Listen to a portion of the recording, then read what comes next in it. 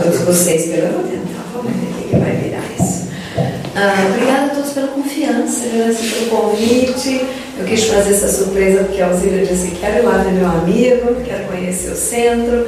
Então, muito obrigada pela atenção de vocês. Peço desculpa sem ter culpa de ter pego esta famigerada gripe, que está todo mundo aí comentando, né? Que atrapalha bastante o desempenho da voz, mas vou tentar mesmo assim fazer com que vocês me entendam direitinho. Seja bem-vindo. Muito obrigada. Então, vamos conversar um pouquinho antes da gente entrar mesmo na própria palestra, que, como vocês estão vendo, o título é meio que um duelo interno que a gente trava entre ser e não ser. Ser e não ser o quê? Né? Eu gosto sempre de trazer os temas um pouco mais contundentes, o que dá para fazer umas discussões mais amplas, geralmente alguns temas até um pouquinho, será que isso deve ser falado? Tenho um pouco de receio, como é a visão espírita disso? Optando por temas que eu gosto muito do desafio de levá-los à casa espírita e ter a pretensão de poder dar uma luz a algumas indagações que são feitas na casa espírita e que muitas vezes nós não abordamos. Mas essa palestra tem um outro cunho, ela é um pouco mais calma, ela é um pouquinho, ela está muito mais voltada, ao invés de serem temas mais amplos do cotidiano, embora também aborde, mas é muito mais para cá, né? Muito mais para a gente, essa coisa interna que a gente trava e, consequentemente, uma forma da gente ver a vida. A proposta é mudar um pouquinho a nossa percepção do cotidiano, que é o que nos cerca, que é o que a gente vivencia, e muitas vezes a gente tem uma percepção bem equivocada do cotidiano, né? Mas vamos lá. Eu sou professora, todo mundo sabe, eu estou quase para me aposentar, sou professora na Faculdade de Medicina de Rio Preto há cerca de 30 anos, né? E entre as coisas que eu gosto de brincar, lá na faculdade eu gosto muito de brincar de dar aula de ética. Eu falo de brincar porque é uma delícia dar aula, adoro dar aula, né?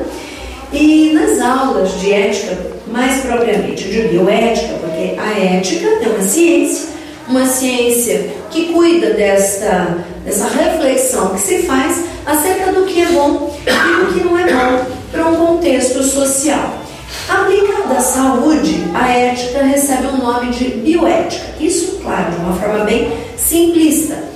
Mas, então, a gente dá aula de bioética. Então, quais os procedimentos que estão corretos, que são realmente bons, que devem ser feitos quando nós estamos diante de situações de saúde, no contato com o paciente, no manuseio, enfim.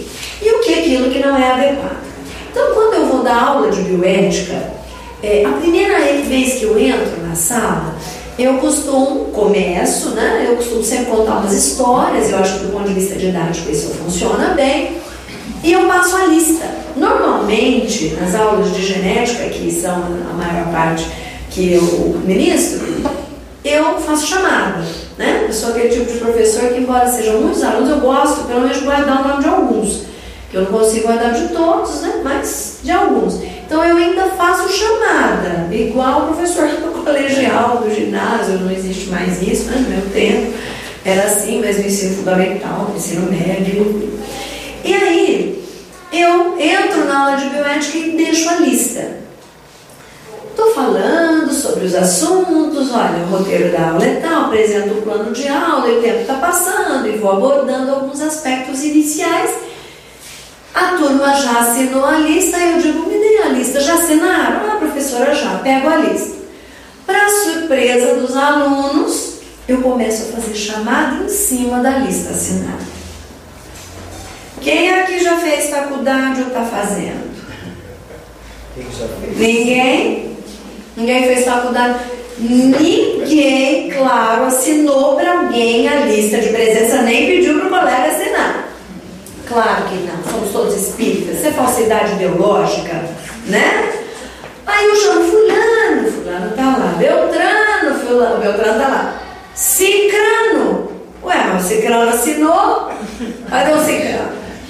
Aí a gente começa, né? Então vocês querem falar de bioética? A gente consegue transformar uma lagartixa em borboleta? Não. Mas uma lagarta mesmo. Então, o que a gente pode mais ou menos dizer é que, pelo menos na bioética, a gente usa esse conceito de ética ser uma questão de berço. Aquilo que você foi ensinado, os modelos que te apresentaram, aquilo que você vivenciou dentro da sua família, muito provavelmente vai nortear esses seus princípios de certo, adequado, ou não certo, inadequado. Então, falar é muito fácil. Esse monte de corruptos, essa política que todo mundo rouba, mas claro que ninguém faz isso aqui em Polônia, em São José do Rio Preto, de jeito nenhum. Mas tem pessoas, acreditem, no mundo, não sei aonde, mas me contaram, que tem pessoas que pegam uma barrinha de chocolate no supermercado, comem dentro do supermercado e ó o papelzinho. Dá Danone pro nenê, e Danone não é a marca comercial, dá um iogurte pro nenê, e ó, com o frasquinho. Ou então, fala pro cara, oh, por favor, que a criança te dê um cafezinho, né? Isso é corrupção. Isso é errado. Ah, mas o preço daquele iogurte já está no preço do supermercado, porque eles cobram uma absurdidade. Oh, peraí, não está não. Se eles cobram uma absurdidade, você vai para outro lugar. Porque justificar roubo é fácil. É mais difícil não roubar. Você roubou o iogurte. Você roubou o chocolate. A gente pode passar a mãozinha na sua cabeça dando outros nomes. Você rouba. Isso é corrupção, muitas vezes, que alguém te viu, inclusive não contou nada e não te chamou a atenção. Tá? E a gente cobra quando isso é no macro, mas a gente faz no micro, muitas vezes. E a gente passa o exemplo para a criança.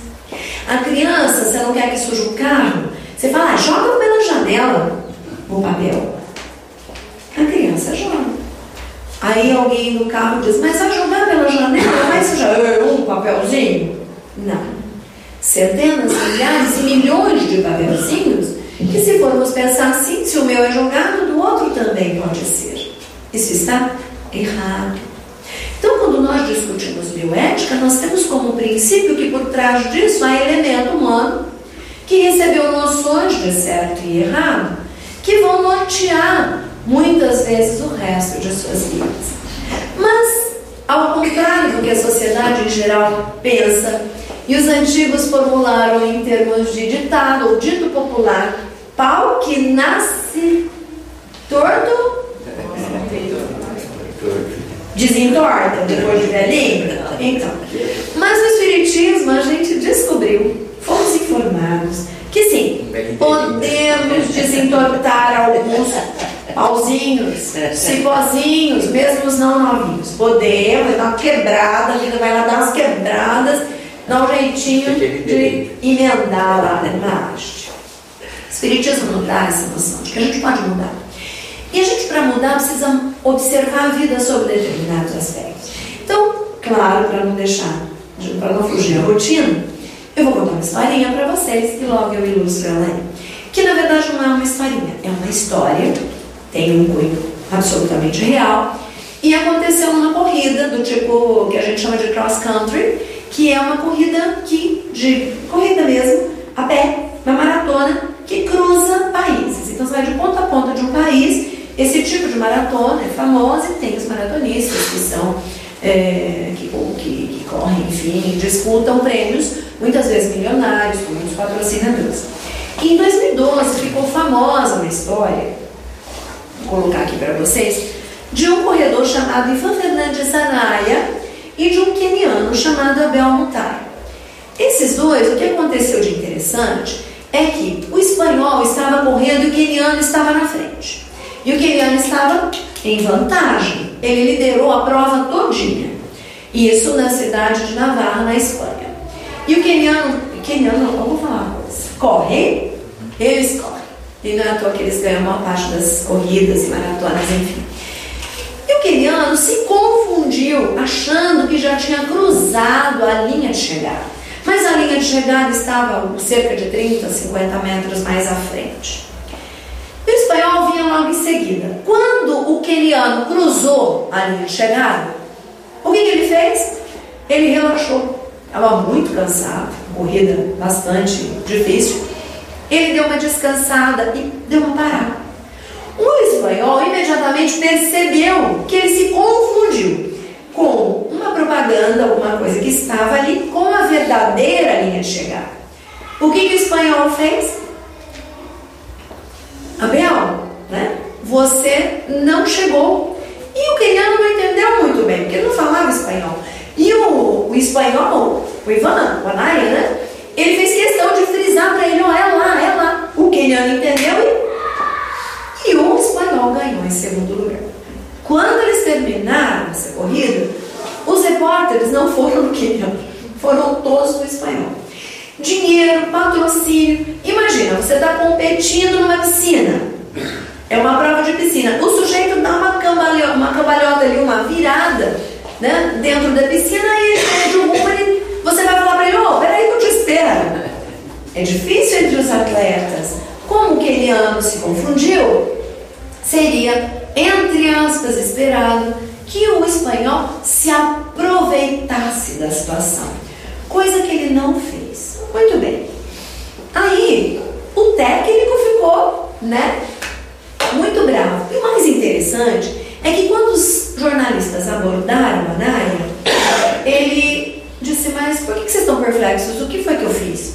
Não, por que o senhor fez isso? Por que o senhor... Não, mas o que foi que eu fiz? Né? Entre as coisas, porque o técnico condenou e disse que muito admirável a atitude, mas eu não faria a mesma coisa. Né? Ficou muito bravo, afinal de contas o técnico ganharia fama e dinheiro, né, se ele tivesse sido campeão, e muito mais do que sendo vice. E aí o Anaya, ele declara algumas coisas muito interessantes. A primeira das frases que ficou marcada nessa história: eu não merecia vencer. Uma outra coisa que ele disse: qual seria a dignidade da minha vitória? Mas o mais interessante que ele disse, e eu gostaria muito que vocês gravassem esta frase para nós levarmos até o final da palestra, a Anaya coloca para um dos repórteres: se eu fizesse isso, o que é que eu falaria para minha mãe? Porque eu vou falar uma coisa para vocês, mãe perdoa quase tudo, né? Quando a mãe não perdoa, meu filho, você fez coisa errada com valer mesmo. Porque tudo a mãe justifica, a mãe pode te dar até uma bronca, mas ela te defende, ela justifica, ela te perdoa. Não tem jeito. A mãe dá um jeito sempre de ser a maior advogada do seu filho. Para você não saber o que vai dizer para tua mãe, para a coisa complicar, porque realmente você pisou na bola. E olha a preocupação. Se eu tivesse tomado essa atitude, o que eu diria para minha mãe? A noção de ética que ele recebeu desta mãe espanhola tinha uma conotação muito diferente, muito provavelmente, do que a que o técnico recebeu. Não que ambas as mães não fossem muito boas, mas certamente ele teve uma conotação, um modelo de conduta muito forte, no sentido de não prejudicar o outro, não levar vantagem sobre o outro, e sim, pelos seus próprios méritos, tornar-se campeão nos vários elementos da sua vida. Então, a gente sempre está tendo na vida que optar. A gente sempre tem que fazer opções. Para tudo, até para tomar banho, agora ou daqui a meia hora, se eu vou levantar ou não vou levantar, eu tenho pelo menos duas opções. Aí vem a gente, né, diante de uma encruzilhada entre o que eu vou fazer nessa situação, e a gente diz assim, mas esse é o jeito que eu fui criado. Essa é uma desculpa para uma tomada de decisão para o lado A. Mas os modelos que eu recebi me levam ao lado B. Mas as experiências, já passei por essas coisas, eu sei que funciona melhor se eu tomar a atitude A. A minha história, espírito em evolução, eu acho que essa minha história que eu carrego, a minha intuição, me fazem ir para o lado B. Não, espíritos que me influenciaram na tomada dessa decisão. A gente esquece que os espíritos, já falei isso com vocês aqui certamente em alguma oportunidade, são nossos grandes convidados, hóspedes. Hóspedes bem agradados ficam, qualquer tipo. Hóspedes rejeitados, porque o ambiente não é muito agradável, vão embora, qualquer tipo. Então ele tem que tomar muito cuidado. Mas enfim, o correto, que a gente tanto escuta dos oradores que insistentemente vêm ao púlpito para falarem de outro jeito, sempre a mesma coisa, é que não tem desculpa. Cada decisão tomada, ela é uma opção sua vinculada ao livre-arbítrio. Eu tenho um amigo, aliás, um super grande amigo, que sempre me questionava sobre livre-arbítrio. Ele dizia, não é tão livre assim. Sempre, e talvez tomando como base essas coisas que nos são, entre aspas, impostas, a gente está inclinado para algumas decisões, para alguns elementos na nossa vida que parece que nos induzem para aquele lado. E ele dizia, então o livre não é tão livre, tem alguma coisa para um determinado, para uma certa tomada de decisão, para um lado, mais para um lado, menos para o outro lado. Aí eu sempre ficava, né, mas vamos combinar? O jeito que você foi criado tem a ver onde você foi criado, que também tem a ver com a sua história espiritual, as opções que você tomou e os lares que você frequentou foram decisões desde o início da sua criação que você foi tomando e foi merecendo. Os modelos que você recebeu são espíritos que você convive, que você decidiu conviver, como uma consequência de atitudes também anteriores ou mesmo nessa vida, que você fez por opção. Ai, mas aquele marido encrenqueiro, mas ele não era lindo, cheio de músculo, né? Não tinha um carro vermelho, enfim. Claro que ninguém decide arrumar um marido por isso, né? Mas a decisão não foi pautada por algumas coisas que não estavam essencialmente bem pensadas, né? Então, aquela tomada de decisão de quem você convive também foi sua em algum momento. Experiência que você vive, também você tomou decisões ao longo delas, que se hoje a tua decisão está pendendo para aquele lado, isso tudo você construiu. Assim como os espíritos que te fazem companhia são de sua escolha, de livre escolha, e tem um vínculo direto com o tipo de pensamento e, obviamente, ação que você executa. Então, quando se fala em livre-arbítrio, cuidado que a gente está falando de uma alma, de um espírito em evolução, que encarnado, assim chamada alma, está agora no momento decisório, mas que esse livre-arbítrio é contado desde o início da sua criação. Então, você está constrangido a uma determinada decisão nesse ponto, isso é uma história que foi pautada nas suas livres decisões. Se ele está cercado por um caminho um pouco mais hoje, né, mas sendo conduzido para um determinado caminho, isso foi construção dele próprio. Ele cerceou a sua própria liberdade. Mas ainda existe a probabilidade dele tomar outra decisão. Sempre, para qualquer coisa. Então, a gente tem plena responsabilidade na forma de reagir, né? Bom, mas o problema é que quando a gente vai tomar uma decisão, independente de qualquer coisa, a gente tem uma mania, até pela nossa própria pouca idade evolutiva, vamos chamar assim, a gente tem uma mania enorme de dizer ou de ver a vida de um jeito que nos convém. E Emmanuel, né, ele nos alertou para isso. Existem várias obras psicografadas pelo Chico, de Emmanuel, que falam dessa capacidade que a gente tem de sempre estar escolhendo, né? E é interessante que Emmanuel né, um espírito bastante duro, não faz gracinha para ninguém. Tem aquele episódio que eu acho bárbaro do avião, né?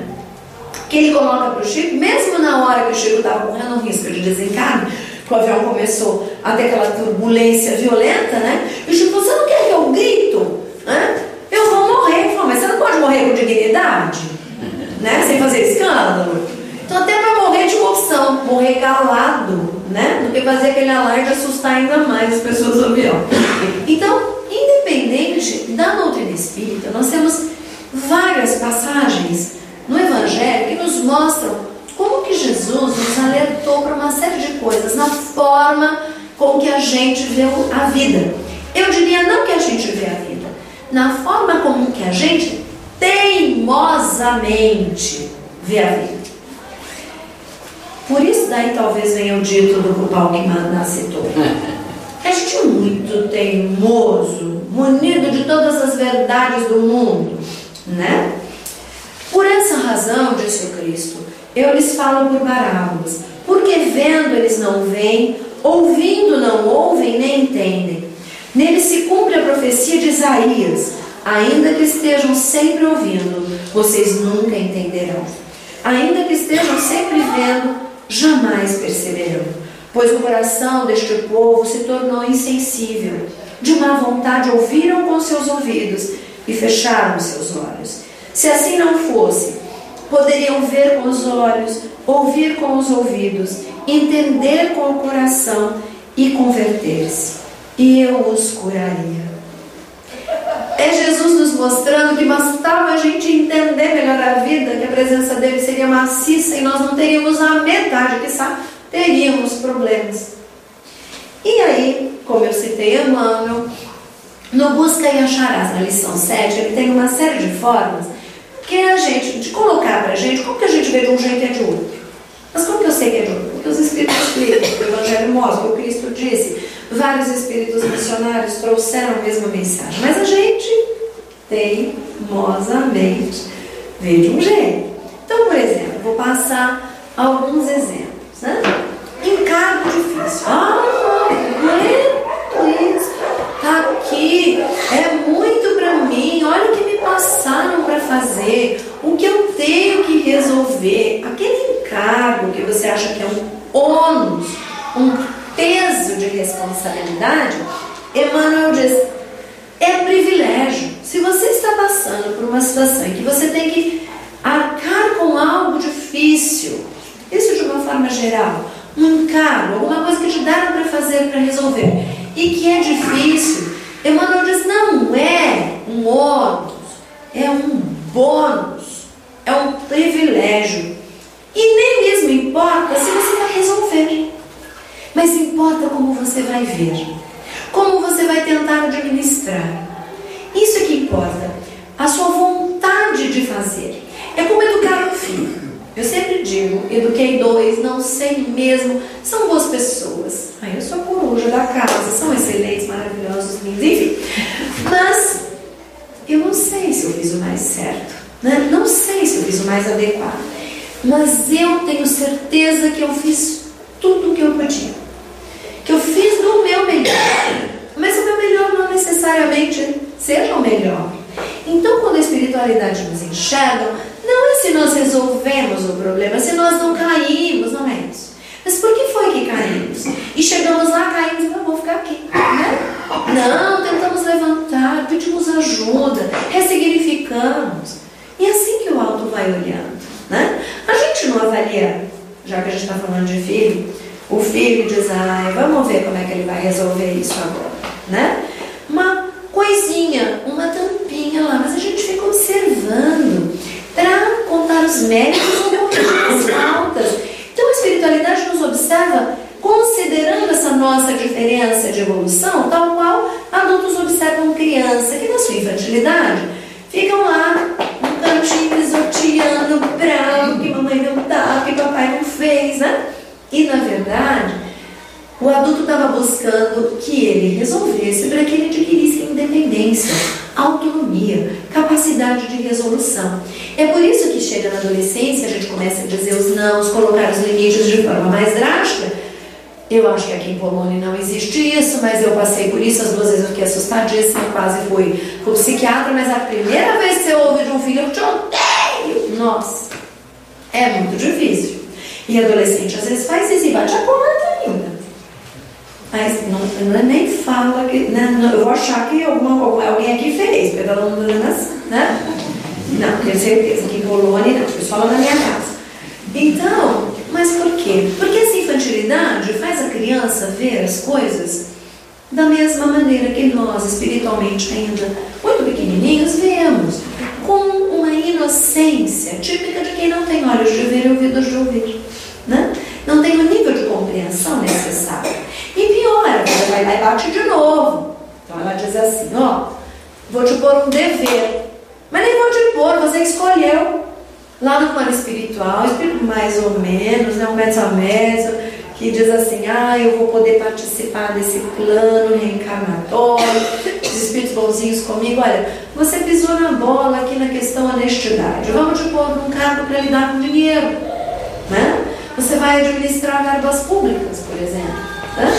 Então, você tem o dever de cumprir isso direitinho. E eu tenho um dever lá que eu acho que é uma bola, aliás, uma pedra enorme nos meus ombros, né? Eu não dou conta. Nem por que todo mundo tem uma vida fácil e eu tenho que fazer isso? Você escolheu, criatura. Você escolheu. Mas se você lembrar, só tem um espírito me vigiando, que eu prometi fazer isso, cadê o mérito da ação? Então, benção do esquecimento do passado, para que você se submeta a uma prova, que afinal de contas essa vida aqui é o quê?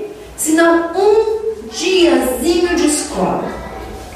Todo mundo sabe aqui o que é progressão acadêmica? Não? Não? Sim? A senhora sabe o que é progressão acadêmica? Vida acadêmica? Pois é, uma coisa, eu vou falar para a senhora, não é fácil não, né? Eu fui brincar disso. Então é assim, a gente não começa lá antigamente, no nosso tempo, era pré-primário. Não tinha nem esse negócio de, como é que é, maternal, imagina, era pré-primário, primário, lição, era isso. Não vamos contar a idade que a gente tem, tá? Mas aí, hoje, coloca a criança lá no maternalzinho, aí ela vai. Fundamental, médio, aí ela vai fazer uma faculdade ou um curso de especialização técnica, por exemplo. Mas se ela for continuar dentro da questão acadêmica, ela vai para a faculdade.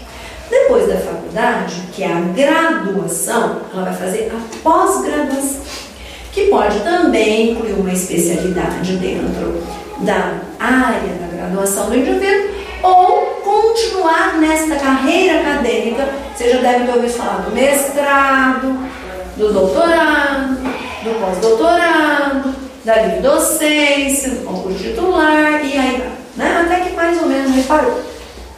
Estudo. A gente, vocês imaginem quantas aulas a gente tem que assistir. Eu defendi a minha livre docência em 2005. E eu comecei aí na escola, deixa eu fazer as contas, 62, 3, 4, 5, 6, 7, 8, 9. Em 69. E eu nem fiz concurso titular ainda. Então quando eu entrei na escola, que eu entrei mais tarde do que uma criança entra hoje, foi em 67. 67. Em 2005, eu fiz a minha livre docência. Quantos dias de aula vocês acham que eu tive?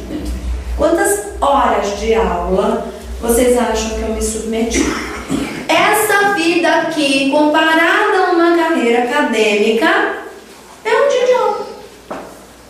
Ainda todo mundo achando que já vai passar, reprovar, ser o bababão, o especialista, com um dia de aula. O que a gente faz? Valoriza essa vidinha, critica esse diazinho de aula, mas que tem a sua disciplina, o seu assunto dentro das disciplinas daquele dia, que devem ser compreendidos, porque toda a sua formação depende do conjunto de informações recebidas e aprendidas. Então, esse dia é muito importante, porque conhecimento adquirido vai dar subsídio para continuar. Mas ao contrário da escolinha da terra, que tem mudado, a espiritual reprova. Vai fazer de novo o que não aprendeu. Aí a gente vem com um dever enorme para cumprir, reclama, mas por quê? Porque queria tirar a pedra, seu tamanho da pedra, viu o tamanho da pedra, escapou pela tangente. Aí a gente tem que cumprir. E dever para os espíritos é liberdade. É a oportunidade de passar por aqui e fazer a provinha, ó. Seguir livre. Ó, livre disso. Né? Vou continuar de uma maneira, vou continuar de uma maneira agora livre deste dever, no sentido do dever cumprido. E os espíritos não dizem que a felicidade mora no dever cumprido? Que à medida que nós vamos cumprindo os deveres, a gente vai ficando leve. Porque a sensação é essa mesmo, né? A gente, até vou colocar aqui, depois a gente já vai adiantando, mas alguém já ouviu falar em tentação?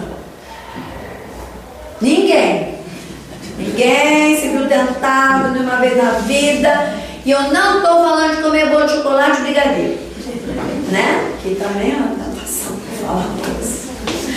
Então, a gente se vê tentado. E tentação tem a ver assim, estou tão tentado a estudar no centro espírita, mas eu estou com uma tentação violenta de praticar caridade hoje, eu não estou me aguentando. Já passaram por essa tentação? Difícil. Difícil. Normalmente, tentação tem a ver com prazer do quê? Canal. Porcaria. Não precisa me contar, não façam nem assim que eu vou desconfiar. Mas quem já caiu numa tentação? A gente só pode dizer uma coisa: não funciona. Não dá certo. Você sempre se dana. Só dá com os burros, coitados dos burros, na água. E por quê? Essas situações são colocadas muitas vezes por uma espiritualidade que ainda se compraz a nossa queda, né? E que fica pá. Coitado do mentor espiritual, você nem chega perto, né? Porque aí tá escuro, não tem, a luzinha não, né? Ali de longe, não faz isso, não funciona, isso é rápido. Um prazer que não vale a pena, é momentâneo, vai se danar, as consequências que você vai colher depois suplantam muito o fato do prazer que você está pensando que vai ter, né? E o pior, quando a gente cai e ninguém fica sabendo, a gente acha realmente que ninguém ficou sabendo, a espiritualidade inteira sabendo, você com as consequências para arcar, vai ter que conversar com isso com os mentores quando chegar no plano espiritual, né? E vai procurando desculpa aí, porque você acha que está escondidinho. Não tá. E pior, né? Às vezes envolve terceiros, esses terceiros vão chegar do lado de lá, mas você fez isso? Ai, fiz.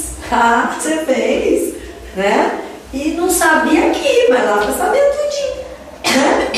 Enfim, a gente morre de vergonha, ao passo que a gente poderia se libertar cumprindo os nossos deveres, que a felicidade, como diz o Evangelho, mora no dever cumprir. Muitas pessoas se sentem sozinhas, né? Ninguém me visita, ninguém vem na minha casa, ninguém dá um telefonema. Quantos telefonemas você fez hoje? 15? Ninguém deu um de volta? Não, nenhum. Ninguém me quer mesmo, mas criatura, como nenhum, né? A gente, vamos brincar de ser solitário.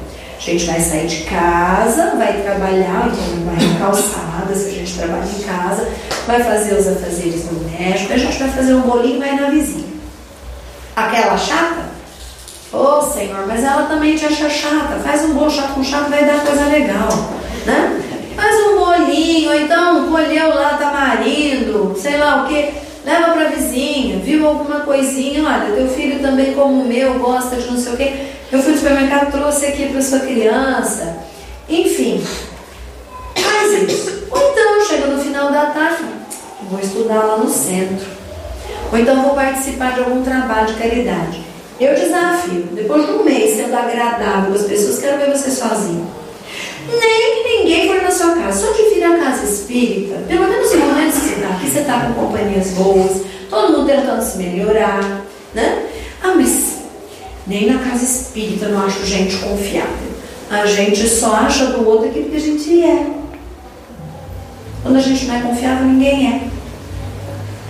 Ninguém presta. Estou lá, no mesmo saco de gatos, né? Então não é por aí. A gente vinha, vai fazer um trabalho lá, pega, não sei se tem asilo na cidade, se tem uma creche na cidade, se tem alguém doente na cidade, faz uma visita, um sorriso você recebe, um obrigado. Não vai estar sozinho, nunca mais, né? Mas não, tipo em casa, assistindo novela, agora tem das 2, das 4, das 6, das 8, das 11, da meia-noite e meia, ainda vou assistir uma série no Netflix. Mas eu sou tão sozinho. Mas eu tenho 1.050 alunos, aliás, amigos no Facebook, nenhum me visitar, né? Casa de motivos. Na verdade, às vezes o alto faz assim, a gente pensa. E não é só isso, não. Emmanuel diz que muitas vezes a gente fala assim, mas não é possível, eu planejei isso, nada acontece de certo, eu só tenho contrariedades, eventos negativos que me impedem de fazer exatamente o que eu tinha planejado, aquilo que eu queria realizar, né? Emmanuel diz, é treinar a paciência, ou seja, se eu tenho que ter 355 mil contrariedades no meu dia. Eu sou uma pessoa assim, que eu e a paciência, nós brigamos há umas encarnações atrás, a gente está tentando se unir, né? Então, porque eu sou uma pessoa que, eu até brinquei com às vezes até minha filha ligada no 520, mas muito provavelmente que eu estou ligada no 220, toda hora, milhões de coisas para fazer ao mesmo tempo, né? Uma correria. Então tenho muita paciência. Faz para mim, a pessoa está demorando, não vou deixar que eu faço, né? Aí eu tenho que me conter, né? Tenho que ter paciência. Então às vezes acontece de tudo sair fora do planejado, mas também a culpa não é minha. Não é nem dos espíritos, nem do modelo, nem das experiências, nem nada. É do zodíaco. Né? Me disseram que eu sou virginiana, então tudo certinho, quer fazer tudo. É do zodíaco o problema. Né? Eu vindo virginiana, eu tenho um problema com paciência. Então, não é do zodíaco. Né? E a gente acha que vai chegar, galgar degraus no plano espiritual sem esforço, subidinha leve, sem dever, sem contrariedades, sem a questão da reflexão pela solidão e assim por diante. Aí a vida diz assim, hora de parar. Um ataque cardíaco, uma doença em família, uma doença crônica, uma doença súbita, não importa, mas alguma coisa que você fala, como assim? Eu sou totalmente desprestigiado pelo alto, porque fui acometido de alguma coisa. Claro que eu não estou considerando aqui que você comeu doce até, sentou na frente da televisão, fumou ou bebeu à vontade, comeu porcaria, não se exercitou, aí tem uma moléstia súbita, foram os espíritos observar. Alguém fez mal para mim? Fez. Alguém fez mal para mim, né? Então eu tô falando assim, o cara se cuida, de repente toma uma moléstia súbita. Vocês sabiam que, segundo Emmanuel, às vezes a doença é um apoio? Sabe por quê? Para segurar você de uma queda que você teria. A bênção do mal menor. Às vezes você estava fadado a uma decisão que ia te comprometer mais do que você já se comprometeu. O alto vai lá para... vai ficar de férias um pouquinho. Ai, que medo de morrer. Ótima oportunidade para refletir sobre as atitudes. Transformação. É uma crise. A moléstia é uma crise. E pode morrer mesmo. Eu recebi uma mensagem do WhatsApp de um amigo. Até se depois uma vez assistir essa palestra, ele vai saber que é dele. Estava escrito assim na mensagem, na figurinha. Eu gostaria de te avisar, de te lembrar que nós somos os artistas desse filme, os atores desse filme, mas a gente morre no final, tá? Que chato! A gente tendo um monte de mensagem bacana, vai ter um ótimo dia, seja otimista, a gente morre no final, tá? Então eu vou bancar, né? Um spoiler de vocês, né? Eu queria só lembrá-los que a gente reclama, morre de medo de morrer, mas nesse filme a gente morre no final, tá? Mas a gente não morre, essa é a boa notícia. Mas esse apego que assim, ó, não adianta de nada, vai ficar tudo aí. A bagagem que a gente vai levar, a gente não preenche, não coloca dentro da malinha. A única malinha que vai, a gente esquece de preencher, né? E os defeitinhos? Os defeitinhos. Aí, isso é minha praia, né? Eu vejo defeitinho inteiro. Defeitinho de fabricação, né? E muitas vezes a gente fala, pai do céu, não é justo. Onde já se viu nascer um neném com dodói, né? Uma criança, um inocente. Princípios doutrinários. Quem daqui é inocente? E quem foi criança? Quantas vezes nós nascemos e, portanto, fomos crianças? A gente é super inocente. Quando a gente não lembra das coisas lá na infantilidade, realmente a gente pode até não lembrar e por isso tem uma inocência. Mas a gente é um espírito de N vidas, centenário, milenar muitas vezes. Então de inocente muitas vezes a gente não tem nada. A gente nasce lindo, né? E pode passar por uma situação muito difícil. Ou a gente não nasce tão lindo. E não existe anormalidade. Nunca chamem alguém de anormal. Ele só não está no padrão comum na sociedade. Existe ninguém normal. Vocês acham que eu sou normal, por exemplo? Mas bem pra mim, né? Fui fazer genética. O que eu tenho de normal? Né? E a gente tem o hábito, aliás, por favor, me escutem. Isso é um serviço de utilidade pública. Nunca olhem uma pessoa que é diferente com um olhar diferente. Nem de excesso de zelo. Não. Naturalmente. Absolutamente de forma natural. Se o irmão está numa maior dificuldade agora, ele só precisa de um suporte para vencer essa dificuldade, porque em outras encarnações, esse irmão vai superar isso e não vai ter mais um defeitinho de fabricação. Defeitinho de fabricação não pega. Preconceito pega. Pega. É complicado. Defeitinho de fabricação, não.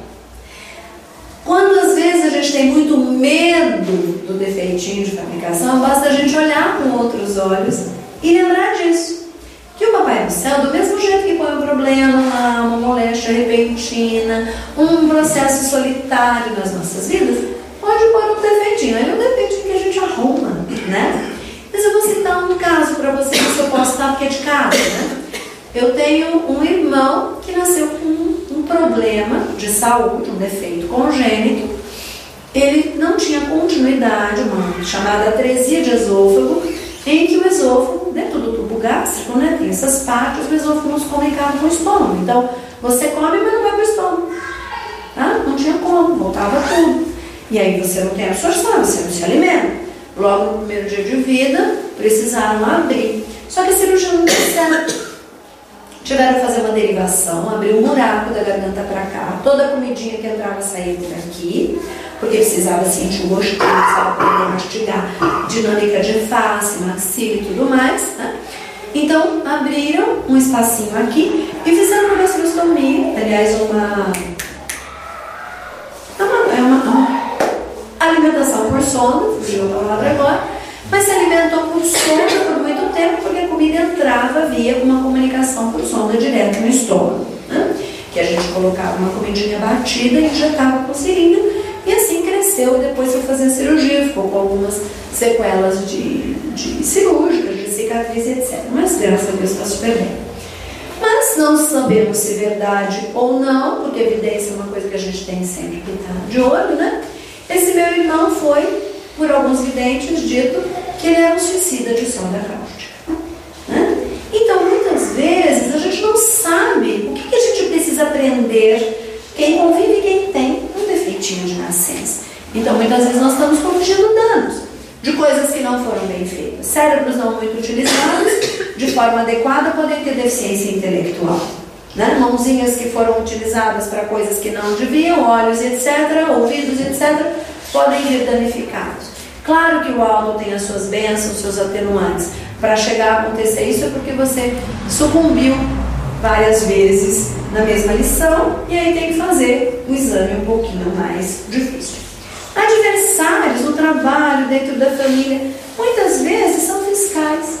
Se aquelas pessoas não estivessem ali, ó, na nossa cola, talvez as nossas tarefas não fossem muito bem cumpridas. E Emmanuel diz ainda, olha, não é só isso. Quando você recebe crítica, faça o favor de saber que você está sendo chamado a pensar. Quando você está sofrendo uma tentação, e a gente já falou dela, você está fazendo um curso de resistência, de tirar coisa boa a partir do momento que resistiu, de resiliência, né? Que você, diante de um fracasso, na verdade só estava sendo parado pela vida para revisar e chegar no sucesso, porque sucesso não é uma coisa fácil, não.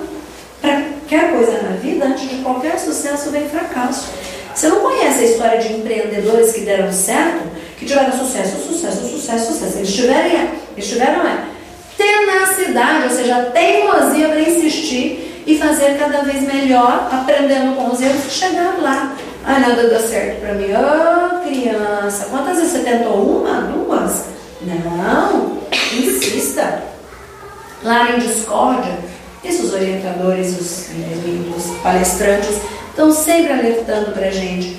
Área de resgate de relações, situações que nós temos que depurar, burilar, para que tenhamos a condição de convivermos bem, porque nos ferimos em vidas passadas. Não por acaso a gente vem junto, né? E muitas vezes nós pedimos menosprezo, pessoas queridas que às vezes, né, nos dão algumas oportunidades de ficarmos chateados, né? Mas a vida está mostrando que a gente tem que amar as pessoas que falem, porque nós somos falíveis também. Ou não? Outras situações de ofensas, tem situações que a gente fica muito constrangido, porque somos ofendidos muitas vezes sem considerarmos nos considerar merecedores da ofensa. E muitas vezes é o alto testando a nossa tolerância, né? Desilusão, eu não aguento esse slide, eu tive que colocar aqui. Fala sério. Você está querendo me dizer que o seu nome verdadeiro não é mamãe? Né? Imagina, chamava Cleide, a mulher que ele achou que chamava mamãe, de repente, né?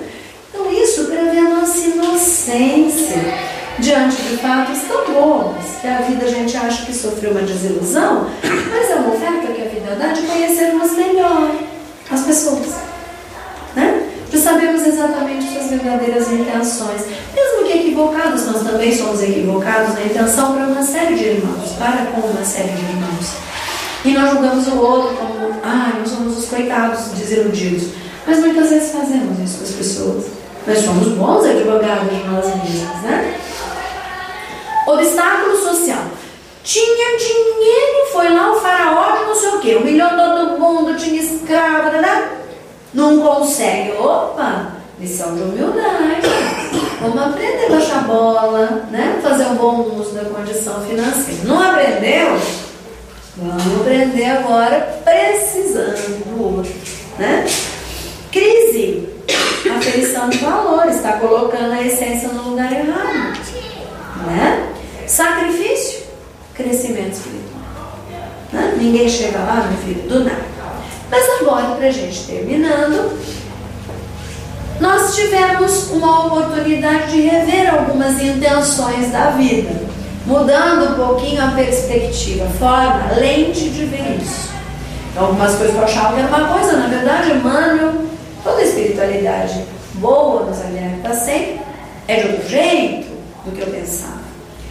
Refletindo que a gente vai sair daqui e vai ter que continuar tomando decisões, porque a vida é isso, é tomada de decisão o tempo todo. E reportando a duas pessoinhas que eu acho sensacionais. Um é um filósofo, Kant, que viveu em 1700 e algumas coisas, e a outra, Paulo, que todo mundo conhece, o apóstolo. Kant tem uma frase célebre que diz assim: tudo que você não puder contar como que você fez, não faça. Né? Ele defendia que o valor moral de uma ação reside unicamente na intenção, não nas consequências. Eu vou dar um exemplo nobre. Uma pessoa que faz uma promoção, um evento para ganhar fundos para uma instituição de caridade e que vai beneficiar muita gente. Essa pessoa vai, ela trabalha, ela faz porque ela consegue um financiamento muito bom para a compra de utensílios, enfim, tudo que vai ser utilizado naquela instituição. A intenção dessa pessoa era: eu sinto isso, eu vou ajudar as pessoas, está na minha vez, eu posso fazer, vou acontecer, vou ajudar, eles estão precisando, ótimo. Essa é a intenção. É boa. O valor moral dessa ação, da promoção de alguma coisa, residiu na intenção. Mas a intenção pode ser assim: eu vou fazer esse evento, vem assim de gente importante, eu vou ficar cada vez mais conhecido, eu vou aparecer, e isso vai me abrir uma série de outras coisas, oportunidades no meu trabalho, num outro lugar que eu administro, e etc. Qual foi a moralidade dessa intenção? Então o alto, ele muitas vezes, ele não está nem um pouco preocupado com a questão da consequência, embora a consequência possa ser boa. Mas a questão moral, ela mora na intenção da atitude. Então mesmo que eu dei às vezes com burros na água, a minha intenção foi boa. A pessoa se sentiu ofendida, mas não era aquela minha intenção. A consequência às vezes não foi boa, mas a moralidade estava ok. Não tinha a intenção de ferir ninguém. Por isso que eu chego, peço desculpas e esclareço. Que a moralidade da minha ação mora na minha intenção. Às vezes eu falo assim: amor, desculpa, ofendi você. Desculpa, eu não queria fazer isso por dentro, eu tô uma queridinha. Se eu pudesse, eu ofendia você 55 milhões de vezes, mas é melhor eu ficar de boa, né? Ficar de santa e pedir desculpinhas para você. Complica, né? Paulo aos Coríntios tem uma frase que todo mundo sabe: tudo me é lícito, mas nem tudo me convém. Isso é fundamental. Mas, para terminar mesmo, o que a gente pode extrair de tudo que a gente conversou essa noite? Algumas dicas de vida, né? Não suje a sua trajetória. Não sujemos a nossa trajetória. Vocês veem que a gente está contínuo. E a gente mesmo que se atrapalha. Então vamos cuidar dessa caminhada. Não criamos a nossa comunidade. Não importa se o núcleo familiar, a casa espírita, o bairro, a cidade, a região, os amigos de uma determinada outra instituição, não importa. Não traiamos a nossa comunidade. Mas agora nós vamos lembrar lá do Anaia, do corredor espanhol. E lembrando do Anaia, a dica que fica: não envergonhe a sua mãe. Muita paz.